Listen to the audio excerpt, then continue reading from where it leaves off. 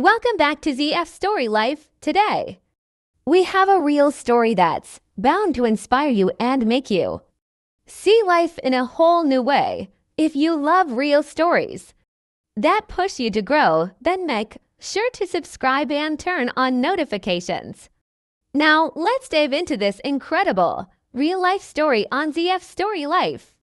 The sky was heavy, almost suffocating as dark clouds advanced like a silent army.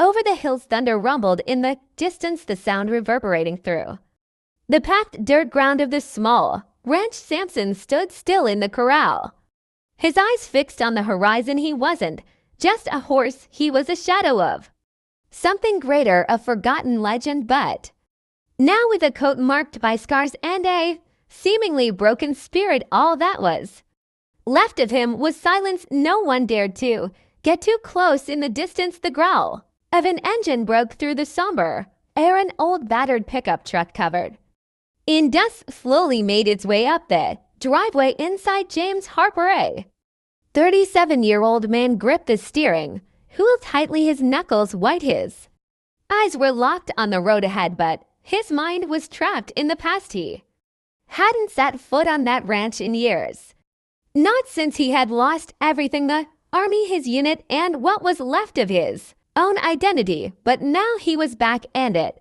was all because of that horse. As James stepped out of the truck, the rain began to fall in thick, heavy drops, staining the hat he wore to hide his slightly graying hair. He approached the corral slowly, as if each step carried an invisible weight. There stood Samson, his former partner, the horse who had saved his life more times than he could count. But something in Sam's gaze hit James like a dagger to the chest. It was empty, hollow, as if that animal was no longer the same. Samson, James murmured, barely audible as his eyes burned with emotion. He gripped the fence tightly and extended his hand, hoping for a sign. Anything, but Samson didn't move. Worse, he took a few steps back, letting out a soft whinny, as if the man in front of him was just a stranger. James felt a lump in his throat. He knew this reunion would be hard, but he wasn't prepared for this. In the distance, Jenny, a young ranch hand, watched everything unfold. She approached hesitantly. "He doesn't trust anyone," she said softly, looking at James especially. Meant something happened to him. James turned to her but didn't respond. He knew exactly what had happened. He knew why. Samson was there, lost like a ghost, and that reason was something he carried as an invisible scar. The rain picked up, falling harder as James stood there, breathing heavily. He turned back to Samson and murmured more to himself than to the horse, "I can't fail you, not again." The rain fell like a heavy blanket over the ranch, turning the ground into mud and the fences into dark lines against the stormy sky. James stood there, motionless, staring at Samson with a mix of pain and determination. He wanted to believe the horse still recognized him, but the animal's distant, weary gaze said otherwise.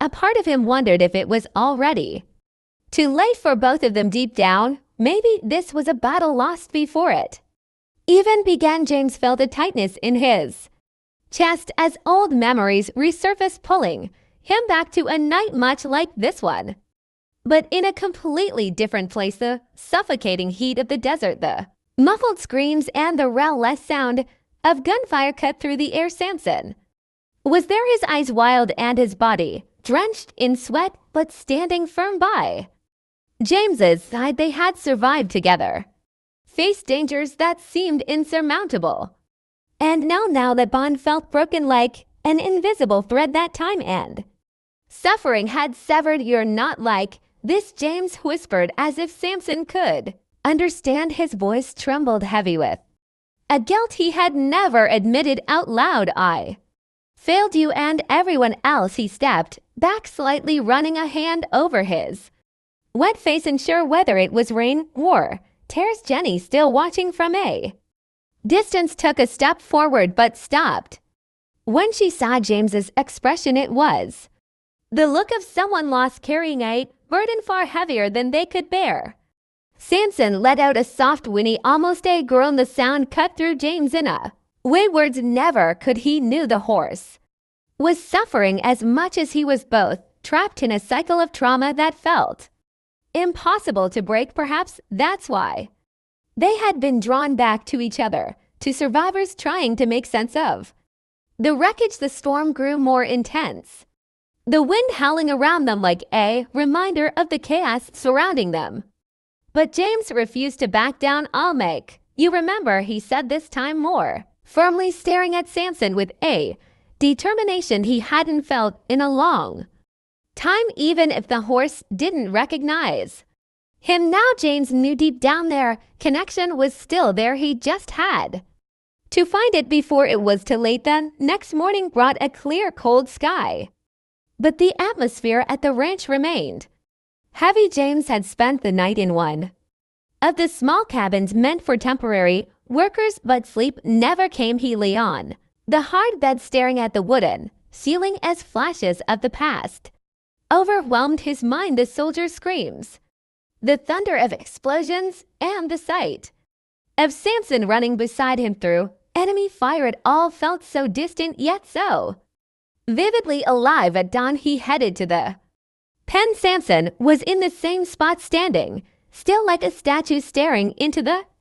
distance. The horse hadn't approached the fence, not even when Jenny brought fresh food and water. It was as if he were trapped in a constant state of alertness, unable to relax. James noticed it immediately. He recognized that look because he had felt it too. "I know what you're feeling," James murmured, leaning against the fence. His voice was low but heavy with emotion.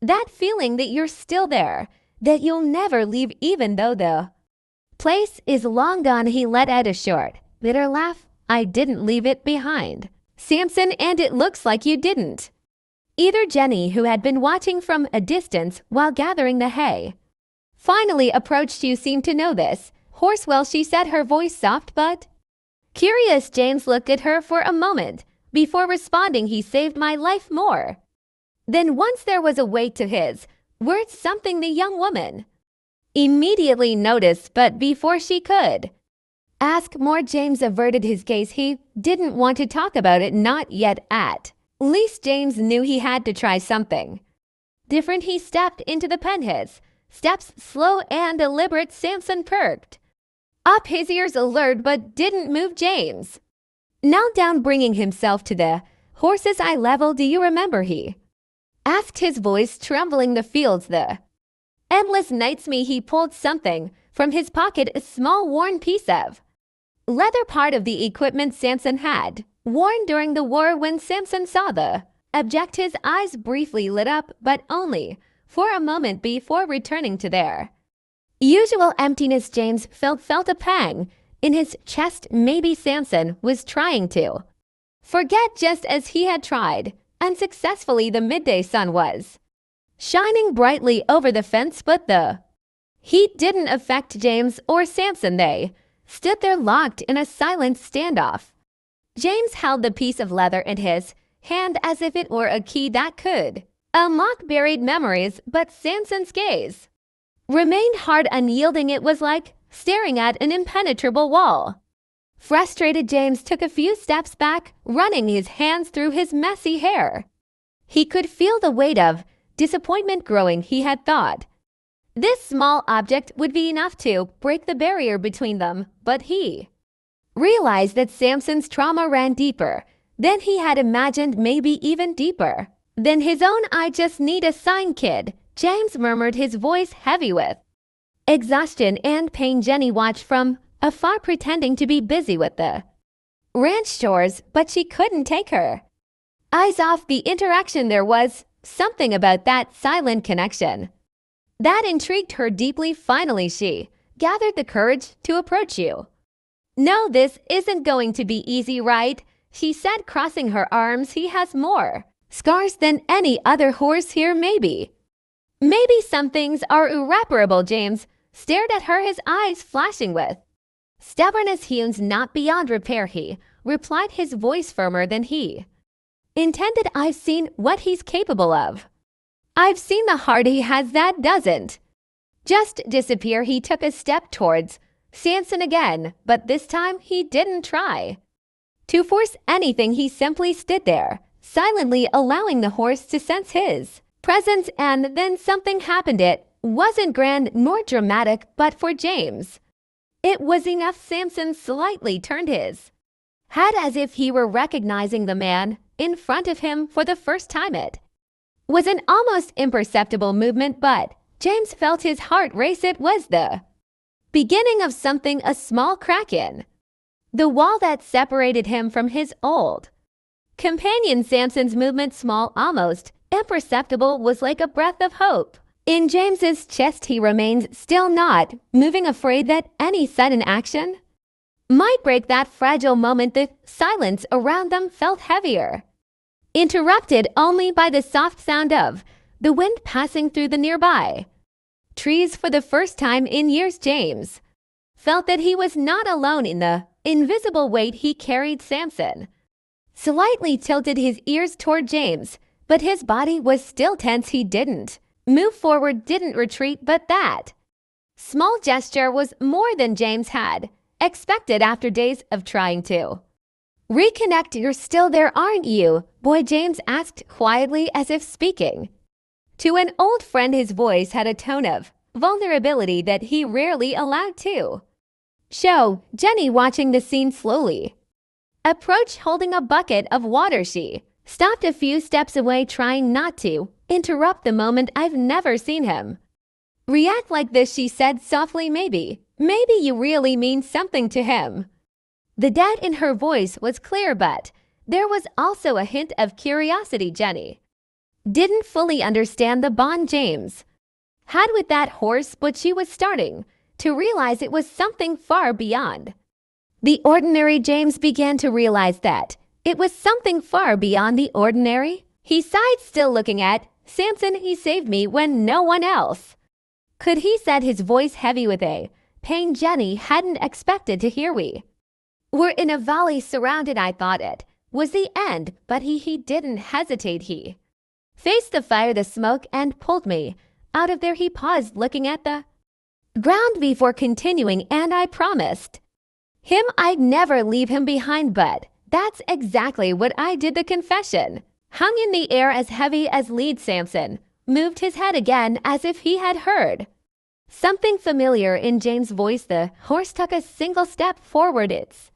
hoof sinking into the soft earth. James couldn't help the shy smile that formed on his face, a smile full of hope mixed with regret. He knew that small step was just the beginning, but it was a beginning. The sound of hooves striking the ground brought a brief sense of voice, soft, heavy with emotion. The silence was broken by a sound in the distance, the roar of a helicopter crossing the sky. Samson froze, his ears shot forward, and the wild gleam that had disappeared from his eyes returned. For a moment, James felt the change in the air, as if he had been transported back to the battlefield. He knew what was happening. Samson was reliving the sound of the helicopter, was a trigger, a memory so vivid it felt real. James stayed steady, watching as Samson trembled, muscles tensed, while he neighed louder than he ever had before. The horse began to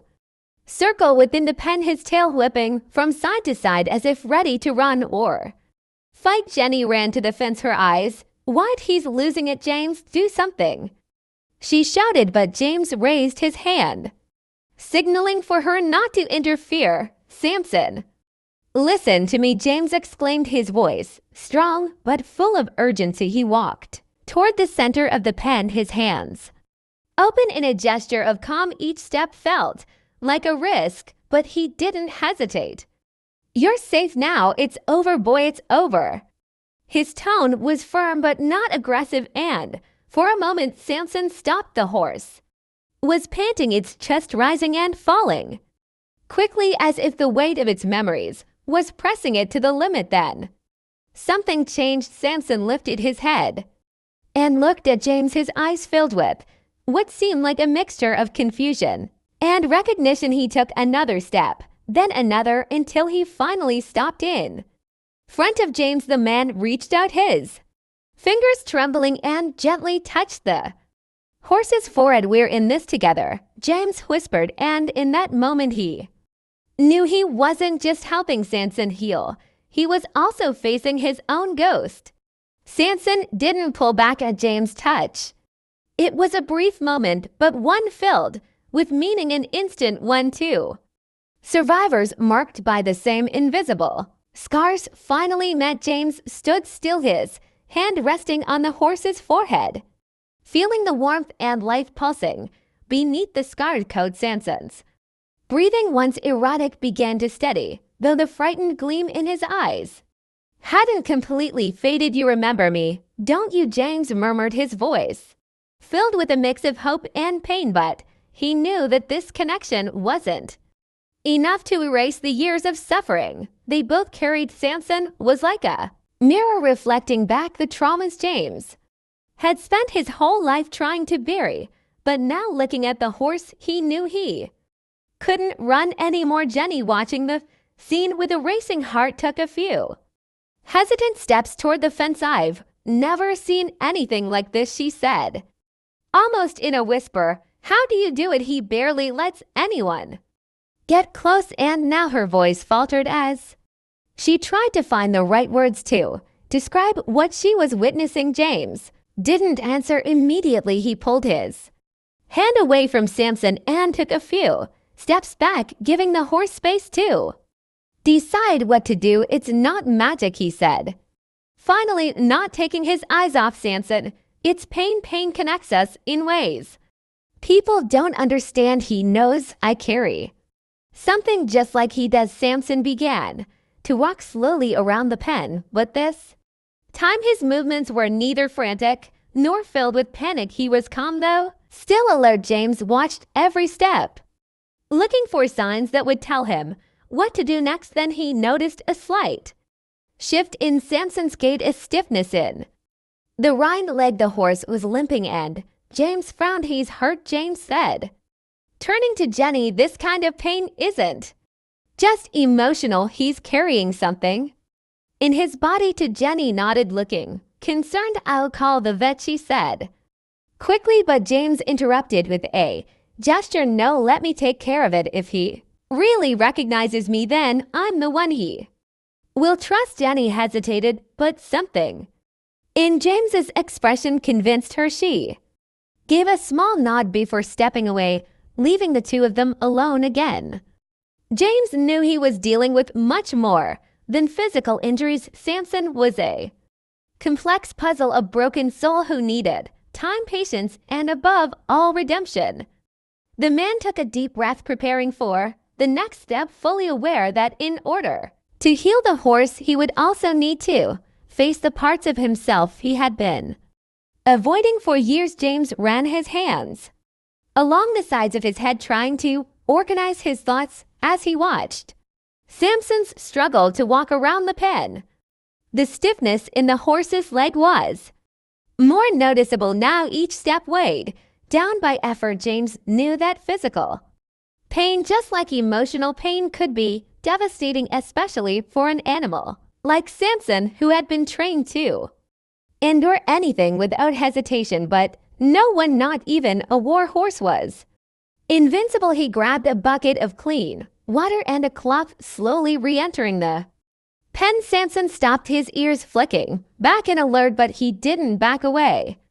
"Like before, it's okay, boy," James said in a low, soothing tone, kneeling beside the horse. "I'm not going to hurt you." Carefully, he wiped the cloth across Samson's hind leg, looking for signs of injury. When he touched a more sensitive spot, Samson and loudly and stepped to the side, nearly hitting James with his hoof. I know," James murmured, pulling back just enough to avoid startling him. "It hurts, but we need to fix this." He felt an unsettling familiarity in Samson's reaction during the years of war. There had been moments when James had also recoiled from the touch of a doctor or a friend, the trauma making even care feel unbearable. Now he saw the same reflection in Samson while working. Carefully, James began to speak, not exactly to Samson, but to himself, to the emptiness around him. I should have come back for you, he said, his voice heavy with guilt. I should have fought harder to get you out of that place, but I was broken kid. I was just trying to survive. He stopped, swallowing hard as painful memories filled his mind. They said you had disappeared, that they couldn't find you. In the chaos, I believed them because it was easier than admitting that maybe I could have done more. Samson lowered his head slightly, his eyes shining as if something in James's words made sense. The man stood up, taking a deep breath. But I'm here now, he continued, his voice gaining strength, and we're going to fix this. You've saved me so many times, Samson. Now it's my turn to save you. After a few minutes, James was able to examine Samson's hoof more closely. There was a slight swelling, maybe from an old injury that had never been properly treated. He knew it would take time and patience, but it wasn't impossible to heal. When he finished, he gently stroked the horse's neck. Samson didn't pull away. This time it was a small step, but to James it meant everything. The sunset painted the sky with warm colors as James watched Samson from outside the enclosure. The horse was calmer, its movements less hesitant, but there was still an emotional distance that seemed insurmountable. James felt the weight of this barrier and knew it wouldn't be easy to overcome. He slipped one hand into his pocket, feeling the small metal bell he had found among his old belongings. That object had been a symbol of survival for both of them during tough times, and he hoped it could now become a symbol of reconnection. Jenny, who was nearby gathering hay, noticed James' thoughtful expression and approached him.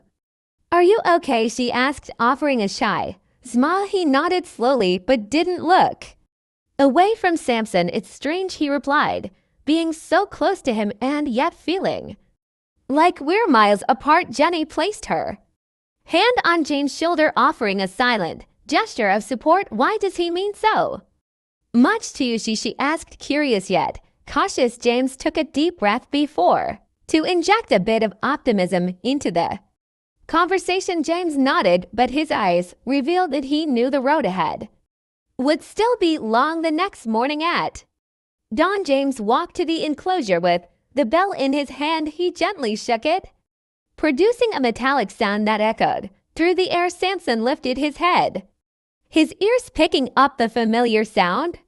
Slowly, he took a few steps toward James, his eyes shining with a mix of recognition and caution. It was a brief moment, but it rekindled James' hope. You remember this, don't you, boy? James murmured, trying to hold back the emotion in his voice. He knew that simple gesture meant more than it seemed. The sound of the bell was a reminder of the days when the trust between them was unshakable. Now it was a promise that they could rebuild that together. The silence in the old training ground was absolute except for the soft sound of the wind moving through the leaves. James remained still as Samson explored the area, each step of the horse echoing like a distant reminder of the past. The yard where they had trained was unrecognizable, overtaken by vegetation and time, but there was something in the air, a collective memory that seemed to pulse between them. For Samson,